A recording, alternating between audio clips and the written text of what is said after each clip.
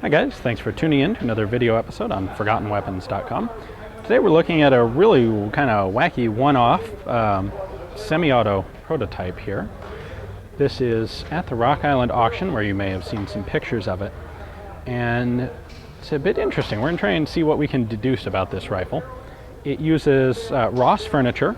It uses a Ross magazine here, which is fairly distinctive. That's an M1910 magazine, Ross buttstock.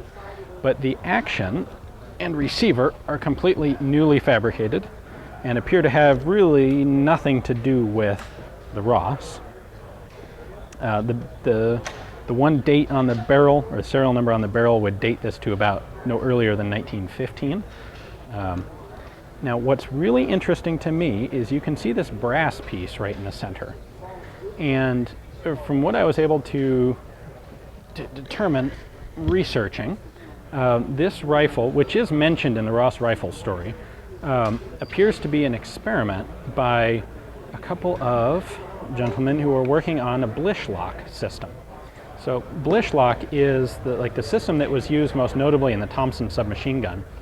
It's the theory that two dissimilar metals can have a high coefficient of friction at high pressure and a low coefficient of friction at low pressure. So basically, if we have this brass locking block in the gun in an angled groove, when you fired and you have real high pressure pushing on it, it will stick and stay locked.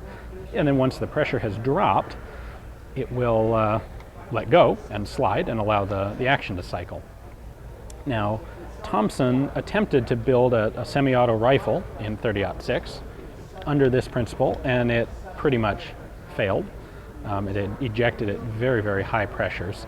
The Thompson submachine gun, it turns out, can function just fine without the brass Blish lock element. In fact, when it was redesigned to be a little more cost-effective by the military, they dumped that whole concept and went to straight blowback. So there really haven't been any proven examples of the Blish lock system working in small arms. And this one doesn't look like it would have changed that track record. We haven't really done, obviously, unfortunately, we can't disassemble the rifle, but there's not a whole lot else to see in here. There is a hammer. Let's see.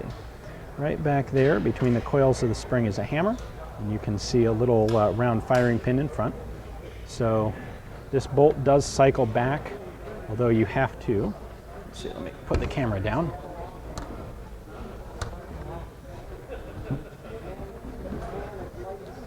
So in order to cycle the bolt, what we have to do is manually depress the Blish lock system, and then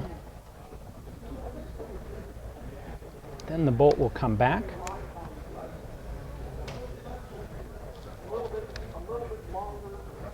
It's pretty sticky in there. We do have some photos of this disassembled that you can see on the website. So unfortunately, despite the use of Ross furniture, this doesn't appear to have any real connection to the Ross bolt-action rifles, just that the magazine and the furniture must have been convenient for the designers, the builders, to use.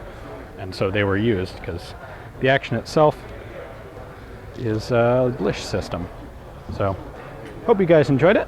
Thanks for watching, and tune back in to ForgottenWeapons.com for more interesting and unusual prototypes.